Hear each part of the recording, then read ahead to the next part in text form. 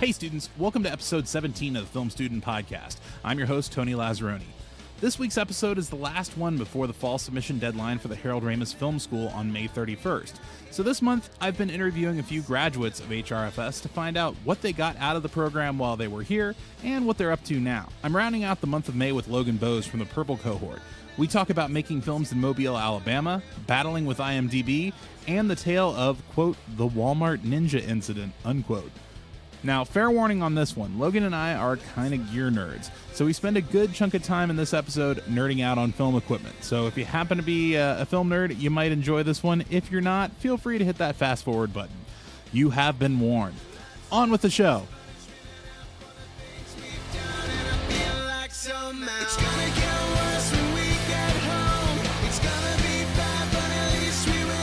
So old school. I think you're my first purple person on here. All right. So wait. Also, like the only one that hangs around that people know because I'm always here. That's not. Well, yeah. It's not maybe entirely the true. only purple. Dax is still. Dax is. Yeah. Dax is purple. He was blue. He was blue. Okay. Yeah. Who else was in purple? Who do you want to know? As far as people that might be around, the Second City, Matt Gold is up here writing a lot. Okay. But he's usually with his writing partner in a room quietly. Sometimes he's here and I don't even know it, and I'm here at the same time, and I'll never see him. It's like, oh, I was up there for 5 hours. Like, so was I. I appreciate that we're just collecting matte colors because we have Matt Gold and Matt White. Oh, we do, don't we? Yeah. How about so that? We've got the. We also have two Brighties, which is just weird to me. Yeah, I know. It's nuts. That somehow So- a name that I've never heard and before. and in our cohort, there were two Mitchells. Really? Mitchell Stone and Mitchell Beckett. We've got two Dans, but they're spread across magenta and cyan. So not too many Dans. It's a very name heavy school here. They have very interesting modal. like coincidences in names in this school. So Yeah. But so yeah, I'm curious how did you end up coming to Harold Ramis? Like because you came in with some production background before this. Yeah. Basically, like I'm pretty old. Theoretically, like a lot of people don't realize I'm 35 years old. I'm only a year younger than you, so Yeah, but like anytime I tell that, they're like, "Wow, you're that old." It's like, yeah, I've been around. Yeah. But basically, I went to school in Mobile, Alabama, at the University of South Alabama. Okay. And I majored in film and TV. Not a tremendous program. They had a focus on broadcast journalism, which I didn't want to do. Mm-hmm. It was boring as hell to me. I can't stand doing news, like video-wise. It's just so boring. Yeah. But the one good thing that thing did is it made me realize I wanted to be a filmmaker. I wanted to make, tell stories and stuff like that. So I tried making it work in Mobile after I graduated. I started my own production company, web and video production, because I knew to do websites too. And that was a struggle because it's a very small market. There's not really a market for video production because the only market that is there, like the contracts are already with the two production companies in town. Yeah. And they're only two, and they're very small outfits that only hire like 3 people in their entire and Alabama outfit. hasn't cycled into the national move, which is give a whole bunch of discounts to production companies to come start using the state. And then well, they actually do have beat tax incentives. That's the thing. That was the thing. I pretty much was just a freelancer. I started working with some of my friends. Nuon Films. It's a bunch of friends from Bio Battery, and they're very talented people. They went to Full Sail, and they just are always trying to innovate and do like. There were so many things that we tried to do between like 2012 and 2014 that was just ahead of its time, and we're like, oh, well, no, this is going to be a thing, and now it's just like the norm. Like we were trying to do 360-degree live videos in 2012 when the technology wasn't there. We're like, we can make this work. We just need R&D money, which there isn't any in Alabama for that. And now, what do you got? You got live 360. You can do it on your phone with Facebook. Yeah, And so we were trying to do all that, and we were just like, we didn't have the resources or the and there's something to be said for being like right on time for that stuff too, for that technology, because there is such thing as being too early. There's definitely such thing as being too late, but there's like some people that just luck out and just dive into something. Absolutely. I was just talking to a friend on the train home last night, and it was he was talking about how he used his credit card to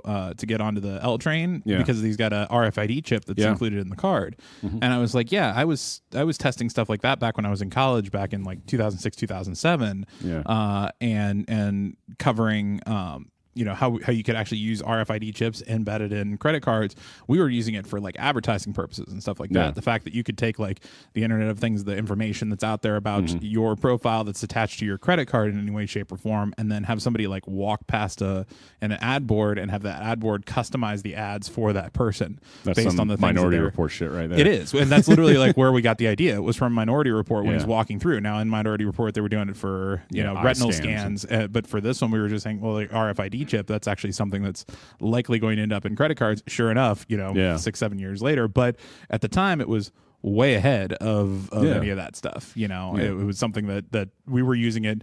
The projects that they had, I remember one of the ones was like fish on a wall, and you could go up to the wall and you could like wave a wand around and the fish would follow the wand, but they were all digitally they were projected up on the wall, and so it was just following it based on like proximity to different RFID sensors.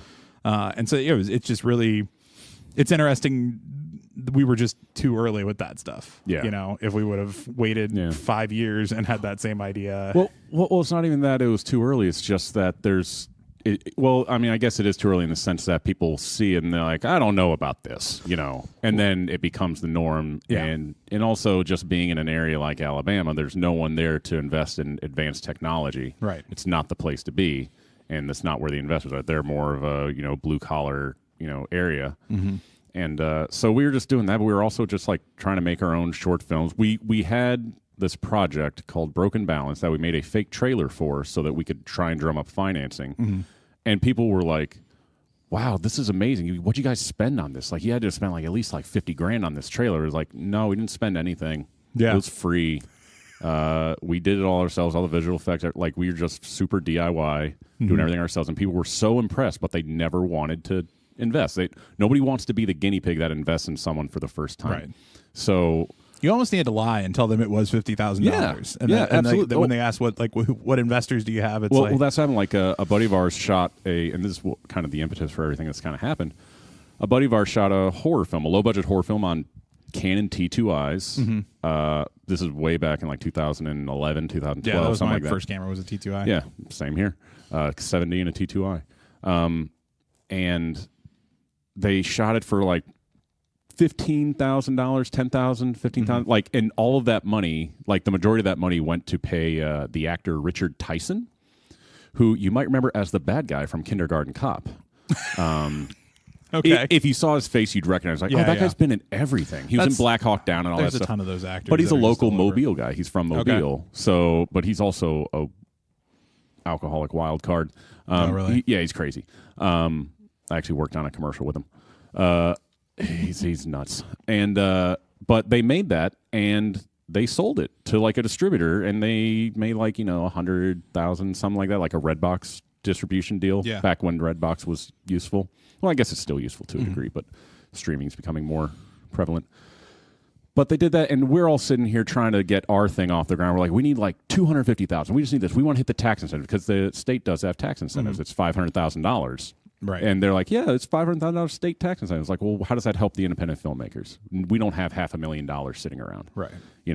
So we were trying to drum up interest, do this fake trailer, do that, and we came so close so many times to getting just even minor investments, and everything just fell through. And then I was just like, what the fuck are we doing? Like, our friend shot a horror movie for $10,000 on a fucking DSLR, and we have a Red Scarlet and access to even better cameras and equipment that our friends have that we've done so many favors for that they will just let us use. Why don't we just shoot something? Why don't we just put our money together and just shoot something? Right.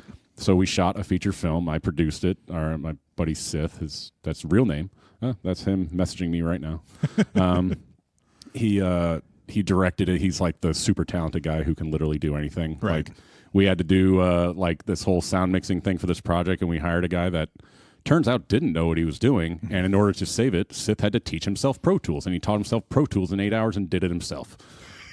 Like, that's just who this guy is. So he's like super talented. And so we made this movie on a shoestring budget of like $15,000. Yeah. Feature film. I actually showed like the trailer to Trevor. He's like, how much did you guys make this for? It's like $15,000. He's like, are you kidding me? So yeah, so we had resources, we have talent, and so we made that, and now that's sort of being in the hands of sales agents trying to get distribution. Yeah. But now, like, I'm up here, they're down there, and like we were trying so hard to make stuff happen, it never happened.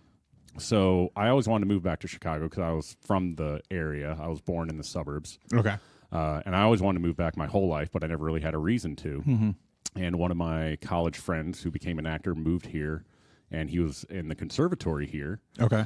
And he said, hey, man, I know you've always wanted to move here. They're starting this film school called the Harold Ramis Film School. You should check it out. And I was like, oh, I heard about that because once it was announced, like once it the first press release, I saw it on like No Film School and a few other like trade websites. Yeah, yeah. And it just kind of slipped my mind. And he's like, you should check this out. It's pretty cool. So then I looked into it. I was like, this is pretty cool. So I applied. I tried to get into the first term, but I got accepted for the second term. So they accepted me before the first term started. Like, we're going to put you in the second term. I was like, great. Yeah, I got deferred from the first term, and then they asked me if I wanted to resubmit for the second one with kind of like you should do this. But at that point in time, I'd just gotten a new job. And I was like, I don't want to just go bail on them for right out. So I was like, I'll give them at least a year, then I'll reapply. Yeah. Yeah. So yeah, that's how I got here. And that was the thing, like, there just wasn't anything happening. Like, there was nothing cooking for us down there. Like, we're going to finish up the movie. We knew it would get in the hands of sales agents. We knew that it would get distribution. But the whole point was I would come up here for a year, and I was like, I would like to live here, but still work with you guys down there. So hopefully by the time I'm done, the movie will sell, and then we'll get investments from people. Because now, hey, we've sold a movie. It's like, okay, I will invest in you. And that's kind of what's happening right now. They just... I don't know, how secure it is, but he says like, yeah, we have $700,000 to shoot our next movie in October, and we're trying to get $500,000 more as long as we can get an actor attachment. Nice. And if we do that, we can get a pre-sale. So they're looking at shooting like a $1.2 million movie. Wow. Which, yeah, it's great, but all this stuff, all this other crazy stuff that happened immediately after I left, they got seed money to do augmented reality and virtual reality development. Nice. So they now have an office in like this co-op office space where the company Third Realm Creations. Yeah. They're doing that. They actually, there's this very famous nanny named Nanny Connie. She's a nanny to the stars. Okay. She's been on morning shows and stuff. She just put out a book. She's from Mobile, Alabama. She has an office in the same thing, in the same place. And they did like augmented reality development for her new book. So they got all these and through these connections, he like went out on tour with her to showcase the augmented reality stuff, and he's like meeting all these people, and so all this great stuff that we were trying to make happen while I was there is happening now that I'm gone. Right. So maybe I'm the bad luck guy. No, no. But that just seems to be the MO. Like anytime I leave a place, whether it's an apartment complex or a school or this, like all this awesome shit happens that I wish happened. The grass is always greener, though. I mean, that's not to say I'm not out of the picture. I was just talking. It was like, what do you need me to do for this? Like, I'll do whatever. Like, I'll come down, I'll work on it. He's like, yeah, absolutely, we're gonna do this. It's not even like out of the picture. That's one of those things. That's like a mental gymnastics type thing that like whenever you do leave something, it's I've been watching Brain Games a lot recently because it's all streaming on Netflix, so I watched like the entire like first season of that or second season, because the first season, two of my friends are actually in it and just showed up on screen. I was like, oh, Jordan and Amanda, hi. Okay. but like I was watching season 2, and they were talking about how the brain will just kind of make connections in order to, there's like we're somewhat geared towards like FOMO, like the just the fear of missing out of whatever it is, to the point where the decisions that we make, the brain wants it to be simpler. And so it will often make decisions that it will justify as saying this is the best thing because it simplifies and it makes it easier for us, as opposed to, but then we're kind of conditioned by social media then to search for FOMO, to like search for those other things that that then we're missing out on. And so that it's, I think that could be like you saying all this great stuff was happening. It's like, okay, but there was some good stuff that probably happened to you while you were there too. 100%. Yeah, that's the thing. And so it's just like, well, there it goes. We try for 4 years to get all this financing, and as soon as I leave, we get it. Right. It's like, but I'm still involved. It's fine. It's fine. So the dream is coming true. They're making movies down there, and I'm going to be working on them. I'm still going to be living in Chicago. That was the dream. I was like, I want to live in Chicago, work with you guys. I'll come down. I'll work when we make our stuff. Yeah. I'll stay there, and then we're done. Just come back up to Chicago, take whatever I earn, and just kind of live off that and keep working and making my own stuff. Yeah. And they're talking like, yeah, we'd like to, produce your ideas as we move along. I was like, that'd be great, man. Let's do it. Nice. So, I'm just doing that. But, yeah, the school got here. It was just, like, the best thing that kind of ever happened. So, like, You know? What did you end up getting out of it? See, coming in with a Oh, production like background, having learning made how to a properly feature. write a story. Okay. Like that was such a big thing, like learning how to write, and also how to like edit your own work and learn how to like kill your darlings. Yeah. That was huge for me because like I used to criticize people who like wouldn't cut things out of their things, like, oh, it's just too good, I couldn't get rid of it. It's like, you should have gotten rid of it. And then I look at my own work, it's like, I'm not getting rid of that, and people are like, you should probably cut that. I was like, what? Yeah. You know. So once I learned to like let that go, and I started realizing, oh, this is the proper way to do this. So like just learning how to tell a story, and also like learning how to write better characters is just a lot of that. But the one thing I really wanted was like to develop a really strong work ethic, which I had during the whole school, and I was worried once it was over and I had all this free time that I was going to lose it, and I kind of have a little bit. Like I can't just sit down and be like, I'm going to write. Like now it's be like, well, if I write, what am I going to do with it? Like I'm kind of falling back, but I'm just kind of like an idle hands type person. Like I need to be doing something at all times in order to keep myself busy. If I don't, I'm just going to be like, oh, I guess I'll watch TV. I guess I'll play video games, instead of like doing something productive, like getting people together to shoot this thing. That you're almost like me. That I need to be over busy in order to get anything done. Yeah. Otherwise, I procrastinate the hell. Like this 100%. week, this is like the second productive thing that I've done this week that I somehow like put together. Like you know, that everything else that I've done that's been in any way productive has been like somebody else calling me up and be like, hey, you want to come do this? Yeah. Sure. Okay. But because this off week I haven't had anything. Yeah. And so now it's just like trying to put together a term that's going to be almost too busy, which is where this podcast came from. It's like, let me throw one more thing in there because it'll just give me something to repeatedly have to work on to make sure I'm getting something done. So you have to overload with 100% with stuff in order. Yeah, I love being busy. What was your what's your over busy like benchmark of like the like when it's too busy, or like during the school year, how busy was it? Because like I like to tell people, like in college I was taking like a full course load and working 3 jobs and also in a band. And was doing all that. Like what was your like crazy during crazy the year setup? I think the craziest that it got was actually maybe like the end of the first term, or probably the end of the first term, because I had to like miss out on like a few classes. Because and that then they like sent out and he was like, you can't miss class. I was like, oh, I'm sorry. And I thought it was my fault, but apparently like half a dozen people had missed class on the same day. I was like, oh, I didn't know that. I'm sorry. Like, but I was look, if I ever miss class, it's not because I don't want to go, because you've got something else that it's because I'm doing something for the school. It just happens to fall, like it's just a it's an unfortunate scheduling. Which that's the other thing. Like I don't mean to criticize some of the other students, but my whole thing is like, we're paying a ton of money to come to this school. Why would you not go to class? Right. You know, just you're not like, you're gonna get out what you put into it. So my whole thing is like, I'm never gonna miss a class if I can help it. And I think that's something that like you and me and a few other people that have come here that have been, later years compared to a lot of the student base, I think we get that a little bit more. It's like we know the value of it, because I think back, like I think the same way, but then I look back in college and I'm like, oh yeah, I skipped a ton of stuff when I was there too. College. Yeah, I was a terrible student. But you would probably skip classes and things like that. And not took me forever to graduate because I just didn't like my film degree. I was Johnny on the spot. Every class, go to it, love it, because I'm interested.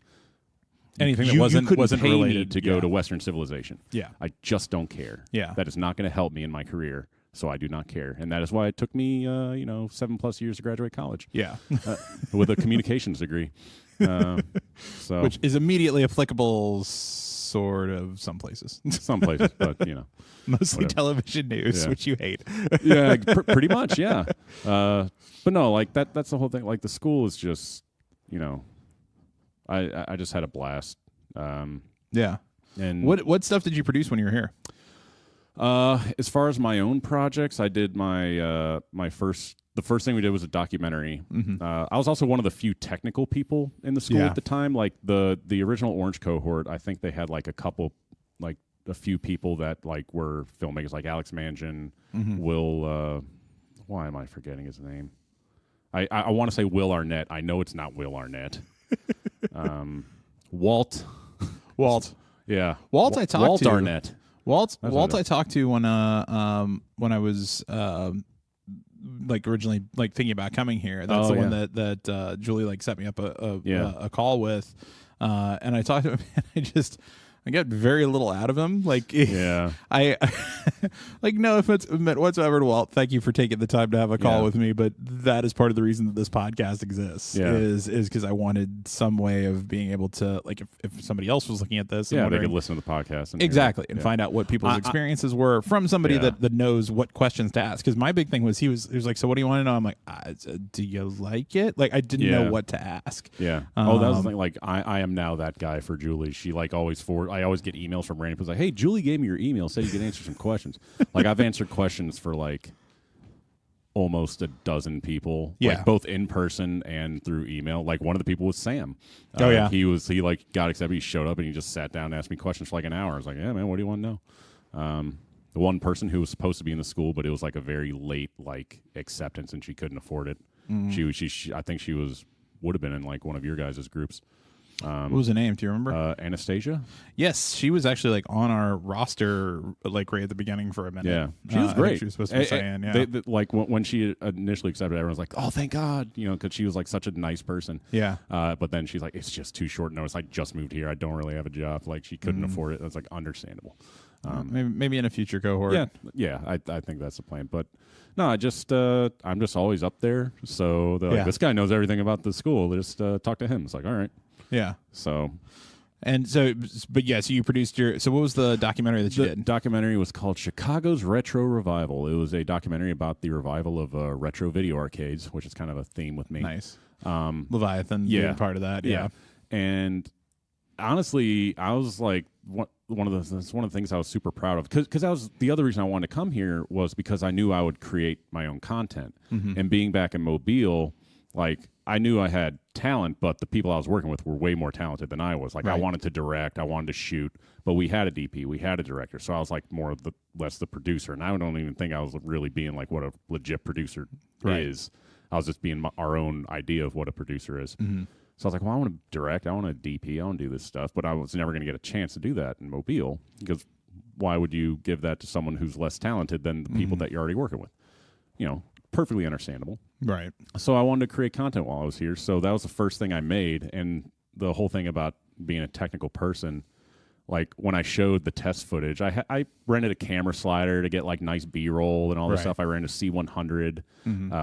That's what I shot it on. And I just had the first shot. It was just a slider shot going past an arcade machine to reveal more arcade machines. And the entire class was like, what? They're like, what did you do? I was like, it's just a slider shot. It's like, it's beautiful. I was like, yeah, you guys are going to learn a lot. Because that's the thing. The majority of the students that come here have never touched a camera before. Right. So I was like, oh, I'm kind of awesome. I like, little boost of confidence. Yeah. But yeah, so that was, I actually am really proud of that. I really would like to submit that places, but it's already been online and it's got like, minimal views after I posted it to Reddit or something. It got like a little bit of, it's got like 700 views, not big, but I could still post it somewhere. But through that, I met the owner of the Underground Retrocade in West Dundee, where I shot The Leviathan, which is my final film. Right. I walked in and was like, hey, you mentioned like if we need to shoot a movie or something here, you said, and before I came in, he was like, whatever you want, it's yours. That's awesome. He was so on board. He was the nicest guy ever. I made him a producer because he literally produced things that I needed. I was like, we're running out of hard drive space. He's like, I got a hard drive at home, I'll go get it. Gave me a friggin' hard drive. That was the guy that I got for my documentary. So I did one about I don't know if you've seen the Craigslist ink. Yeah. So the guy that actually got the tattoo, he was the first one to respond to the Craigslist ad, and I had many others, and some of which were hysterical. Yeah. But he was the most normal sounding guy that didn't have any other quarrels. He was like, yeah, let's do it. Like I don't have any other questions. You've listed out everything I needed to know. Like, and so when I start setting up for the tattoo, I find the spot and get it, reserve the time and all that stuff. And I was like, we should do like a little pre-interview thing. We should do that someplace nearby. He's like, oh, there's a coffee shop nearby. I was like, oh yeah, I can, we can just head over there. And he called them up and got them to sign off on it, got the space reserved there. Like, he did all that for it, and I was like, dude, that's awesome. Thank you. Like, I didn't ask that at all, but it was just, it made it extra easy. And so, yeah, in my mind, he's a producer on it because of that. I mean, sometimes people go above and beyond, and you just got to give credit where credit's due. Yeah. So, but no, I did that, and my first term final project was something called The Eradicator. Did you have to do adaptation at that time? Was it the same type Technically, project? yes. My whole thing, and I actually was questioned this by both Jack and Trevor. They're like, why didn't you choose to adapt a Second City sketch? And my whole thing was, they say that, you know, whatever you make, you have full ownership over. Right. That's one of the cool things about school. It's like the school can't claim, like, oh, this is our content, and all this stuff. But my whole thing is like, all right, that's cool, but you're telling us to adapt copyrighted content that the Second City owns. Right. And I told them, it's like, well, why didn't you just do that? I was like, because if I'm paying, you know, so that was my justification. They're like, all right, because that was the other thing. In the first term, we were talking about, you know, rules and all this stuff. And Jack just straight up told us in one of our Jack meetings, like, look, here's the thing. We're not an accredited school. You don't get grades. Technically, you can do whatever you want, and we can't stop you. Right. I was like, oh, cool. I'm going to make my own sketch. Mm-hmm. So I workshopped it in a class. Everyone loved it. It ended up being a little different than what we did in the class. But yeah, it was basically these two guys at an office lunch, you know, kitchen eating their lunch. And one guy's like, brings this ridiculous sandwich out called the Eradicator. He's like, didn't you just have a triple bypass like a month ago? He's like, oh, who cares? You know, and he ends up getting a heart attack, after I showed this like Hardee's Carl's Jr. style commercial. Yeah. That show, which it was a ridiculous concoction. It was, bacon wrapped chicken tenders smothered with juicy Philly cheesesteak, smothered in creamy Velveeta, wedged between two Boston cream filled donuts that have been face fucked with liverwurst. So that was the whole thing. It's the Taco Town taco bit from pretty much from SNL. Yeah, that's still one of my favorite SNL commercials. And then then he like goes to bite it, and he doesn't even touch it, and he gets a heart attack. And as he dies, he says, "Tell my wife I died in a gunfight." And then he just keels over. And that was an idea I had ages ago, and I just thought that was the funniest last thing to say to somebody. Because there's been a bunch of sketches where it's like, tell my wife I don't fucking love her. Yeah, you know, like just exactly. things like that. It's like, tell my wife I died in a gunfight. It's like, how? And then the guy's just like, what? And then it just cuts to him like in a situation where he had just told the wife, but they're not saying anything. Yeah. And it's just awkward. But no one really dug that thing, so I was like, maybe I should just cut that. And he's like, tell my wife I died in a gunfight. And then he's just confused, and then credits roll. Yeah. So I really like that, but I don't know. It was good. People always were like, that commercial is fantastic. It's like, really? It's just food on a white background. It's in slow motion. But that's what plays. It's what plays, slow motion. So I did that. My term 2 was something that I was in because I couldn't get an actor to do it. Mm-hmm. Couldn't find one. That's always a struggle. Mm-hmm. Called The Handsy Craftsman with Kelpie Barnhart. Okay. I shot it like it was a found footage public access show. Okay. I made some really shitty fake commercials to like come before and after. And the whole premise is it's this craftsman guy, this home, you know, like Bob Vila-esque type person, except he's like super effeminate and just like, you know, just doing this, y'all. You know, he's just like the Southern effeminate guy who sucks at his job. He just like the intro is like clips from past shows, and he's just fucking up. Okay. And this one, he's just going to teach you how to hammer a nail real hard in one good whack. And he ends up just hitting himself in the head with a hammer and like stumbling around. And then it still cuts to commercials. Then it cuts back. He's still stumbling around. Then he just dies. And then it's just really long and silly. Did you ever see the Red Green Show? The Red Green Show. I think it was the Red Green Show. I think it was what it was called. It was, and I want to say it was the same sort of like failure at home. Yeah, but it was an actual like not public access, but like 90s, like you know, it wasn't SCTV, but it was in that same vein. I remember it from when I lived up in Minnesota. Yeah. So let's track that down, see if that fits in the same vein. But yeah, so that was your term 2. Yeah, and then term 3 was Leviathan. Yeah. So and in between, I worked on. I had to put this on cover letters as I submitted to jobs. Like I worked on over 20 different short films and sketches. You know, doing DP work, grip work, sound work, whatever, because, being technical guy, because that's the other thing, being in Mobile, there's no talent source to draw from for all these individual positions. Like here in Chicago, if you need a DP, you can find 100 DPs. If you need a sound mixer, there's a bunch of sound mixers. If you need this, there's all that. But in Mobile, there aren't any, so you have to learn how to do everything yourself. Right. It's like, you need to run sound. It's like, I've never worked this before. It's like, hey, just do this. It's like, okay. That was DC. DC, you could find all of them, but they're all going to be paid. Yeah. So if you're doing something for your own, you're not going to find that stuff for free. And so over time, I just taught myself how to do all those things until I found somebody else who was interested in them enough to learn it and do it themselves. So I got my last roommate before I moved. I got him into sound and video, and so he went out and bought like a Rode NTG3 and boom pole and sound mixer, and started learning how to do sound production. Yeah, and I was like, great, now I don't have to worry about that. But it's interesting. Necessity it's not the mother of invention for videographers, it's the mother of just training. It just forces you to go learn how to go do something that you may not be particularly great at or comfortable with or anything like that, but you just have to do it in order to get it done. But at the same time, fortunately, like I had to do a lot of like sound mixing, recording on set, because there were two other tech guys in our group, Mitchell Beckett and Preston Jeter, and they got a lot of the DP gigs that I wanted. But they're super talented. They know what the fuck they're doing. Right. So I would always wind up doing sound, which is fine. But I didn't like it because sound is like you're staring at levels. You're not watching the entertaining thing that's happening. You're not getting any of the visual enjoyment from it. Right. You're just looking at a screen, making sure levels don't peak and twisting knobs. And it's ultimately a very thankless job, because people take it for granted, and yet it's the most important thing. And I was like, oh, this sucks. But then I realized it's not that I don't like it. It's that I don't like using this particular thing for on-set sound mixing, this Zoom H6. Very handy recorder, but because it's a literal handheld recorder, all the things are, I was like, hey, we need to run like 4 lavs and a boom. It's like, that's really hard to do with this thing out in the middle of nowhere. So I got to mount it to a tripod or bring a table out there so you could do it. It's like this thing that's supposed to be super convenient and handheld, and you end up needing extra stuff to make sure you can actually handle it. Like, there's a photo of me running lavs off of this with them all clipped to my coat, and I look like a bomber because the lavs are only like a 1 foot long lav, XLR things. Like, it's really inconvenient.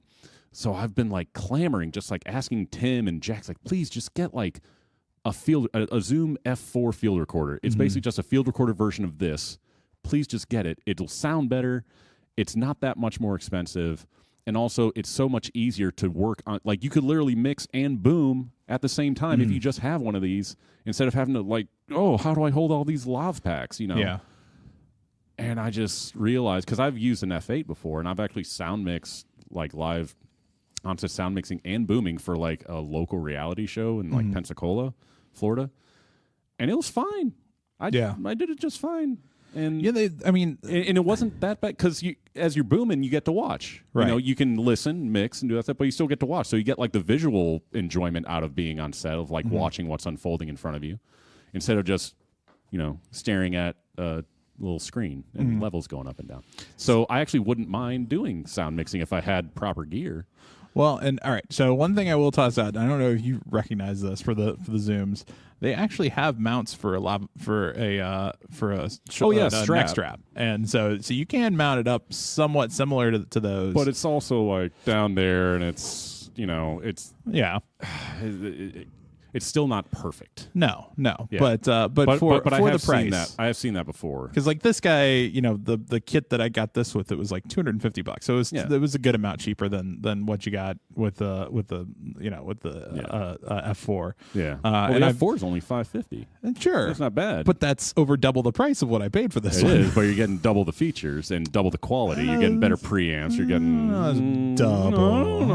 But at any rate, I mean, you're getting limiters. I just They're joined digital, that. I just joined that Frugal Filmmaker thing on Facebook because I hadn't heard of it before, Yeah. and somebody brought it up, and it's amazing how much like somebody will go on there and say, oh, I shot this with a phone and, a $200 Zoom recorder. Yeah. And here's what it is. And I edited myself and did all the color correction myself. And everybody's like, oh, you have to spend way more. And it's like, no, this is called a frugal filmmaker. Like the whole idea is geared towards like, how do you make something as inexpensively as possible that still ends up looking good. And at the end of the day, it's about learning to use the equipment that you've got. And like, I mean, the fact that I got here and there were a lot of people that didn't realize that the Zooms had like a safety peak. I didn't know that until like 4 months ago. Yeah. Might have been when I told everybody else. Yeah. Well, so I learned from Danya Khan.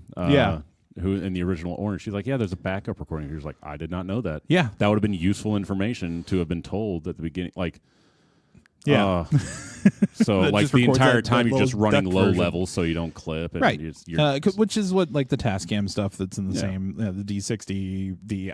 I have one of those, but I left batteries in it for too long and they leaked. And so they ruined the battery compartment on it.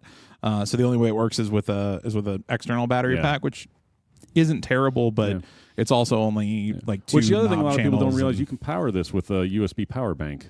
Like that's the other thing. It's powered off the laptop. So I'm using, for those that don't know, I'm using the H6 actually as my interface for the podcast. Yeah. So it's actually running off the laptop. That's part of the reason I wanted to plug the laptop in, because that's where it's getting all the power. So I'm not wasting the AA's that are in this guy. But that's like another thing you don't realize, because you open up those kits, you see the USB cable that powers it, and it's still wrapped up. No one ever used it. They don't realize that will power your thing. So you don't have to keep going through AA's. You don't have to keep doing it. So now we're just getting off on gear talk. Yeah, I kind of expected this one of all of the interviews to go different, and this will come with a heavy disclaimer up front about the gear nerdiness of this. yeah.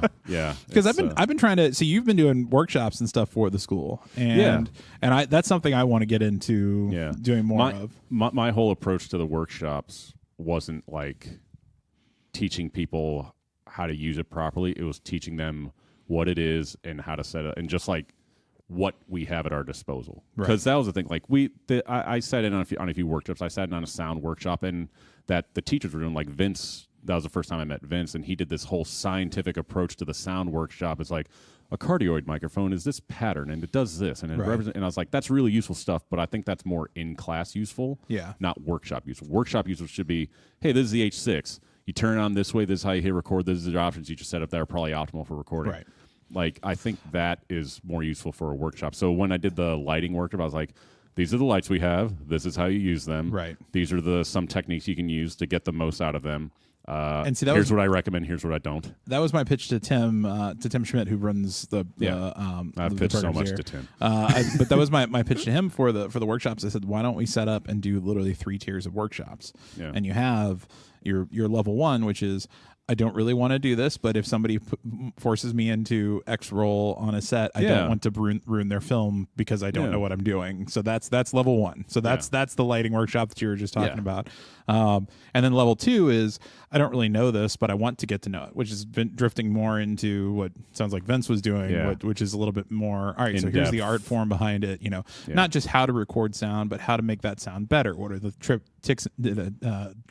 tips and tricks, can't say that will help you get better quality. And then level 3 is, I'm a complete nerd in this stuff, and I want to have the conversation that you and I are having right now on some level with somebody, and we have all 3 of those, and you linchpin those together then with a I actually want to do like an office hours type thing, where like I'll come in on like Friday and bring in like Jan or other technical people that are in the school, maybe have you come in for it and just hang out and be available to come ask technical questions. And so anybody can come by, and we'll do it in the screening room or something like that, so that people can just come in and sit and listen and have their lunch or something like that while it's going on. Because like that's the one thing that they tell you right off the bat, is that this isn't a technical school. The whole point is behind storytelling and crafting these stories and being a better creative storyteller, which I get. But I'm a big fan of Robert Rodriguez.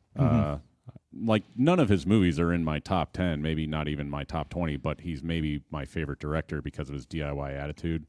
And his very first 10-minute film school he did, which I believe is on the special features of the From Dusk Till Dawn DVD, he says something that I absolutely adore, and it says, he's like, be technical.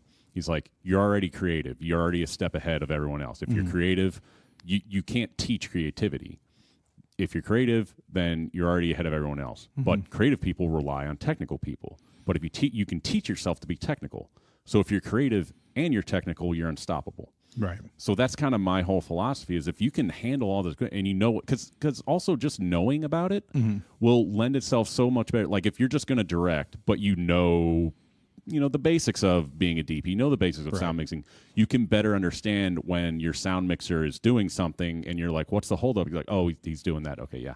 Like you're not going to be like, why is this taking so long? Why are we behind? It's like, oh, because these people have to do this. Right. You have a better understanding, and you can also work around it. You know how to plan around those issues. Right. So my whole thing is if you the more you know, not to bring that, it's just so much more useful on a set, no matter which role you're doing. Right. So yeah, I'm all about learning as much as I can about everything. Like last year, I was learning all about lighting. Yeah. Like I didn't really know much about lighting, but I knew I wanted to be like, I already knew a lot about like cameras and, God, I'm losing it now. Composition. Right. All that stuff. And then I was like, well, I want to do more DP stuff and, cinematography stuff for running camera, but you also got to know lighting. And I was like, lighting's kind of like not my strongest. So I just spent like the whole year learning about lighting, learning about different lights, just like literal, like, oh, this is the Aperture Amaran FL1, you know, like all these lights and learning how they're used and how you can use them. And now I've been learning about sound. Yeah. Learning about all these different pieces of gear that I want. Yeah. So yeah, I'm just trying to teach myself something new each year that I can get like a really firm grasp on. And that's the thing, like I've learned a lot about sound, and I still haven't really used any advanced sound gear, but I feel like if you put it in my hands, I'll know exactly you what have a better do. idea, yeah, exactly how to use it. So, well, and the funny thing is with this, the other advice that I've heard too is you don't need to spend so much time getting into the weeds on the technical stuff because by the time you learn it all and switch to go learn something else, you're gonna be aged out of whatever the technology was at that point in time for it. So it's not something where you have to learn that stuff, but I agree, like the being able to understand it on the gist level of what's going on with somebody else in the production at some point in time, just to know how much time you need to budget when you're setting up, when you're scheduling a shoot, to know how much time lighting setup. Well, if you've done a lighting setup, you know how long a lighting setup takes, and if you're looking for something very specific and you've tried to do that yourself, you may think, well, I was crappy at it, so I'm slower, so it took me a lot of time. Okay. But, if you allot that same amount of time for it that it took you to do it, and then you bring in somebody that's better at it, they're going to be able to do all that you could do and then some, you know, and start to bring some artistic touch to it. But you have that benchmark to know, oh, in this room lighting a 3-light setup, this takes me 45 minutes to set up a lighting setup. It's going to take somebody else at least that time. I'll budget that when I'm starting to put the film together. Yeah. So it's helpful to know those That's things. Always been a thing, like on a lot of sets where there were people that didn't have a technical knowledge. Right. It was being lit by people that knew what they were doing. It's like, how long is this going to take? It's like, about another 30 minutes. Like, really? It's like, yeah. I mean, if you want, and that's the other thing that I learned early on, especially on my documentary, is lighting is also key. Not to be a pun. No, but you made one. Yeah, I did. Not unintentional. I think you retconned that pun. Maybe. You could have just let that go. Nobody's not a lighting. People that are lighting nerds would be like, oh, everybody else made a key lighting reference. Yeah. Dope. No, like I interviewed the owner of the Galloping Ghost, which is the world's largest arcade out in Brookfield, Illinois, and we were shooting on the C100, which is an amazing low light camera. It looks great naturally. That's what I got. Yep. I know. I'm jealous. Or you could just come work with me on stuff. I could. But it just looks great naturally, and we were in a location where there was enough natural light coming in, and the shot looked clean. It looked great, and we shot it. I was like, yeah, that's fantastic. But then we went to the retrocade where it's very dark, and we had to light them. So I lit them using a basic 3-point setup with the LED lights we have. Right.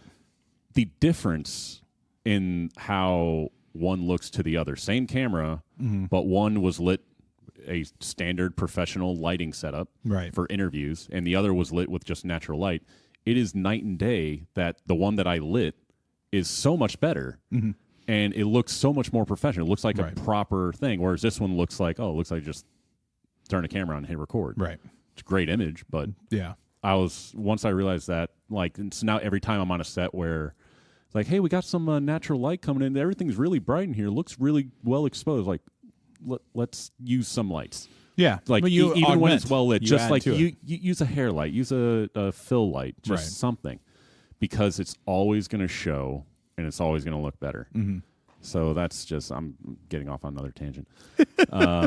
But they're so easy to get off on tangents. All right. So moving into kind of final advice. If somebody were considering coming to this school and they are, especially with a technical background, what advice would you give to them? What would you say was the biggest thing that they're going to get out of it? With a technical background, I think what you're going to get out of it is a lot of stuff to put on a reel. Mm-hmm.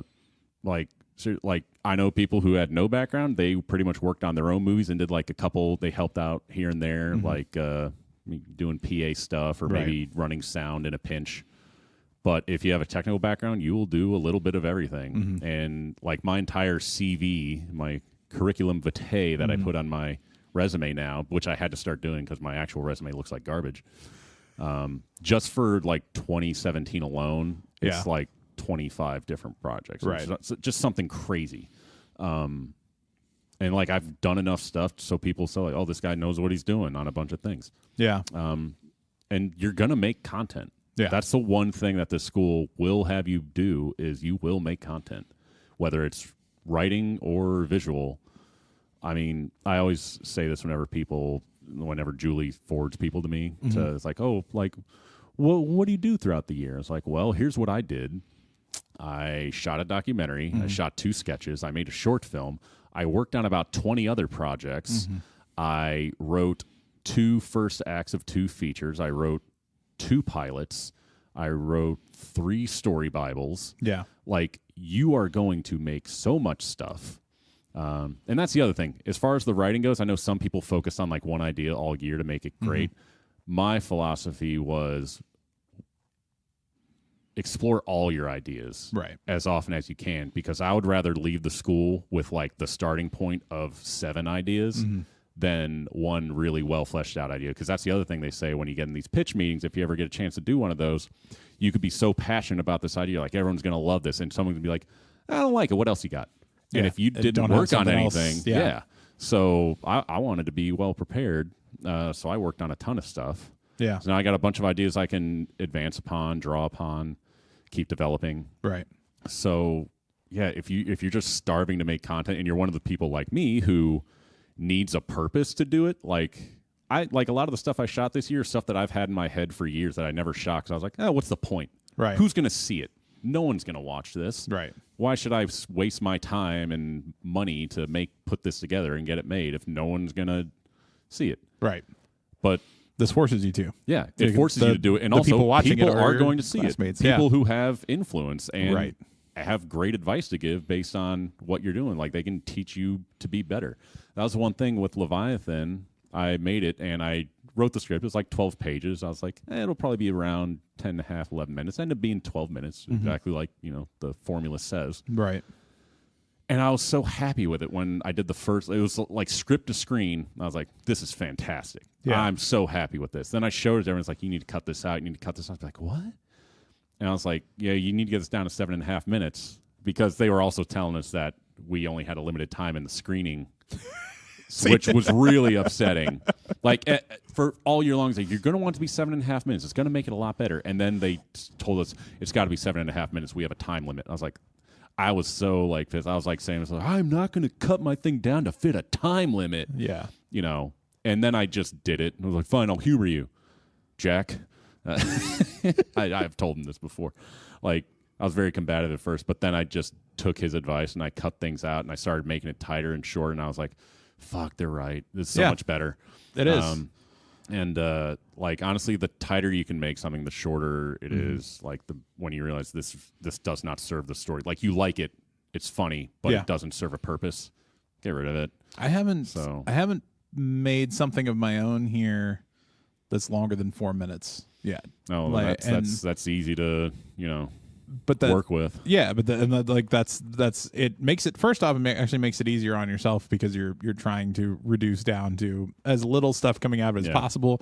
But it's like, if you've ever done cooking, it's reducing something down. It's just getting the most flavor out of whatever you just put together that you possibly can, without like just completely destroying it. And it's just getting it down to that. And so any kind of forcing to push stuff down. That was great with 48 Hour Film Festival, 72 Film Fest when I did those, were just forcing you to take something that you shot and could easily be 8.5, 9 minutes and compress it down to 6 minutes or less, because that's what fits the submission goals for it. That was the only time I got any sort of like personal creativity, was when they did these film scrambles in Mobile. Yeah. Which ended up not being actual film scrambles. Like, it started off as like a 48-hour film scramble, and we had 48 hours to do it. Me and my buddy Tony West, who helped me out on the Vine, he came up, helped me out.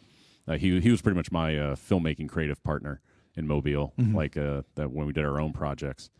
And we would make the funniest, best quality ones because we had the better experience than the other people, because everyone else was just kind of like local artists that were just having fun and expanding their creativity. We were filmmakers trying to do this. So we had a lot of fun doing that, and then they took it over, and the people that weren't filmmakers that were coming in, they weren't used to like staying up for 48 hours and making a movie. Right. So they're like, is it okay if I turn it in like the day before the screening a week from now? And the curators were like, yeah, that's fine. That's fine. So we busted our ass for 48 hours to make something.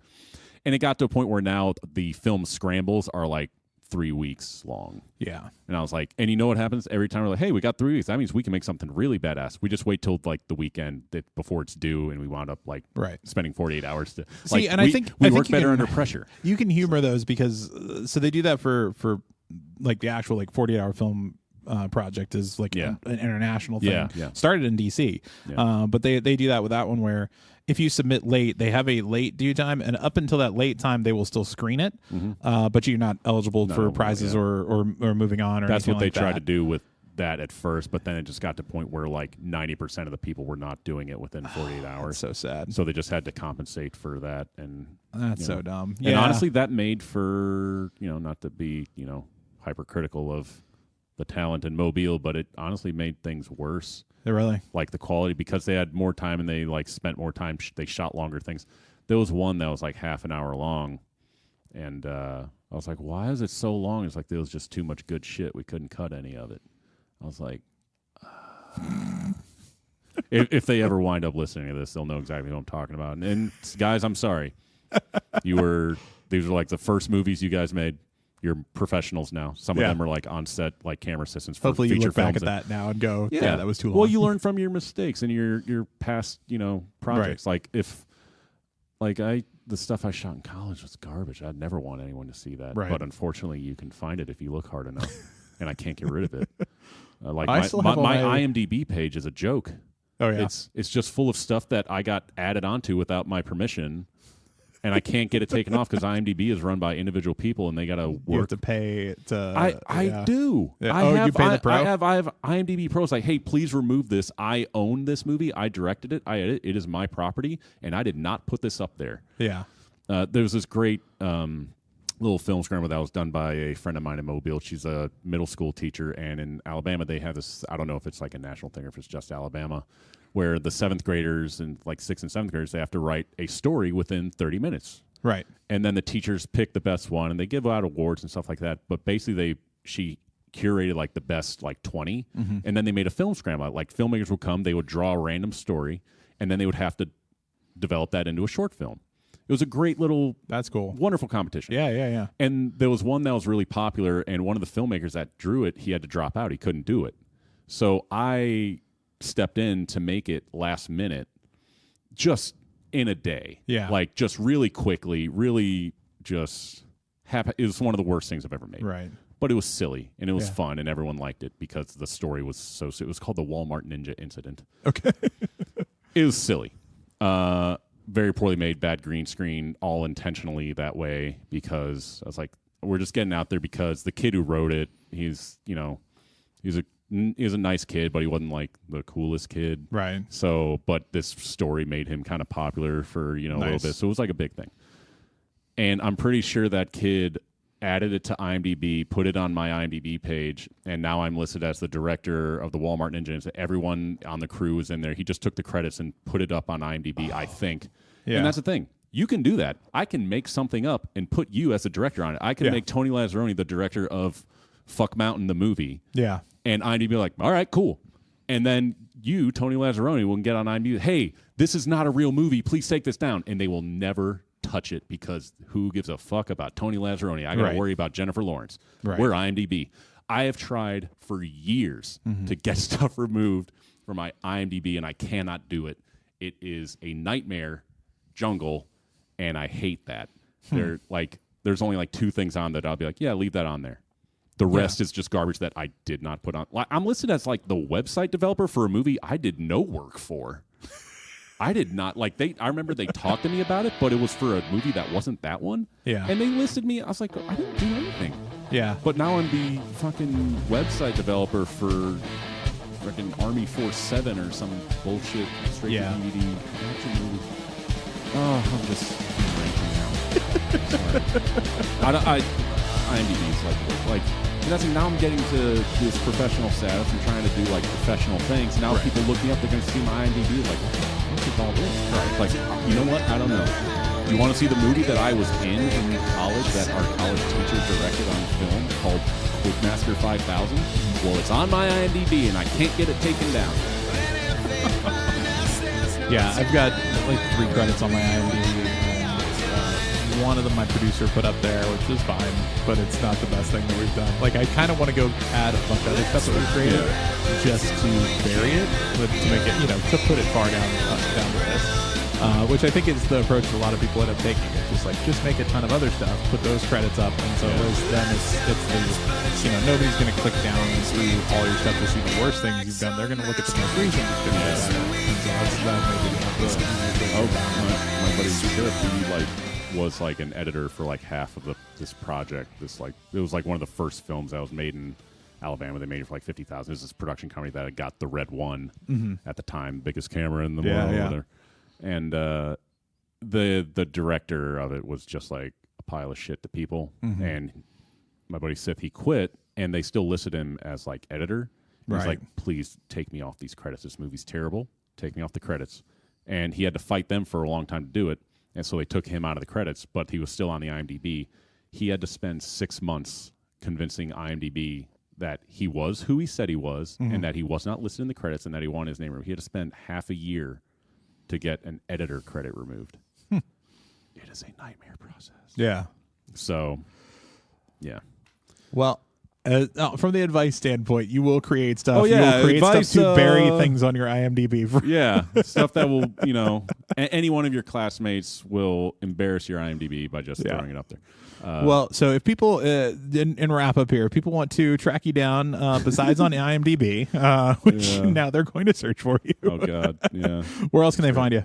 I pretty much am just on Instagram and Facebook. I have a Twitter, but I don't use it. What's the Instagram? It's at Logan McBose. McBose. So it's my last name is spelled B-O-W-E-S, so I just threw a Mick in front of it to make it more Irish. Logan McBose. You can do that with anyone's name, like either a Mick or an O. Yeah. Tonio Lazzeroni. Oh, that sounds terrible. I will never do that one. Yeah. Well, I appreciate the time, man. Yeah, absolutely. It was fun.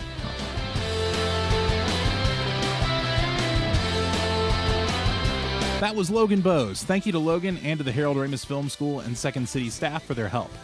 The song on this week's episode was When We Get Home by Derek Evry. Check out more of Derek's music at derekevry.com. That's DerekEvry. This show was recorded and edited by me, Tony Lazzeroni. If you want to hear more from me and my classmates, teachers, and a few special guests, make sure to subscribe to the podcast. If you have questions or comments, send us an email at filmstudentpod@gmail.com or find us on Twitter and Instagram at filmstudentpod. And be sure to check out some of my and my classmates' work at filmstudentpod.com, including our newest edition, Art House Rock, which was written and directed by my classmate Ian Mullen and starring former guests Robbie Justice and Will N. Wilcox. And one last reminder, the submission deadline for the fall class at the Harold Ramis Film School is May 31st. Find out more at secondcity.com/Harold-Ramis. See you all next week. Class dismissed.